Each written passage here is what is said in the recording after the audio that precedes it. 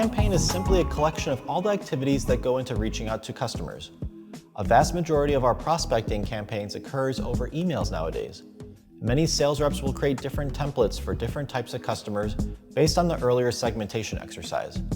You do not need to create campaigns from scratch, and it's encouraged to borrow and modify campaigns from other successful sales reps. In an earlier lesson, we covered a sample cadence for a prospecting campaign, breaking down what days you might send an email, leave a voicemail, or send a LinkedIn message.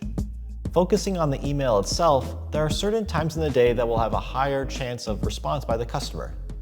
It's important to keep in mind the time zone of the customer, as well as a typical workday schedule. It's safe to use 9 to 5 as normal working hours for most customers based on their time zone. In my experience, emails sent earlier in the day, as well as the back end of the day, have a higher chance of getting a response versus sending an email in the middle of the day when prospects are most likely in meetings. Your goal is to get your email at the top of the customer's inbox during a time in which they will actually be able to read it. There are a few key components to consider when writing a strong outbound email. It's also important to remember that many emails are read on mobile devices versus laptops or desktops. The three main sections are the subject line, intro, and closing. Keep the subject line short and to the point. If it's too long and wordy, it may come off as a spam message or generic marketing type email.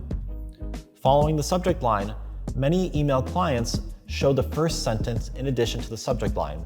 These two areas are absolutely critical to capturing the attention of your customer. Avoid spending too much time writing a long intro to yourself or your company. Instead, focus on what pain points you're looking to solve for the customer. Now that you have captured the attention of your customer, it's important to make sure that you include a clear call to action. An example of a call to action could be to provide some times for an intro call, providing thoughts on an attached white paper, or even signing up and attending an upcoming webinar. Avoid open-ended call to actions which can be easier to ignore for customers, and instead have a very specific ask based on your specific product and sales processes.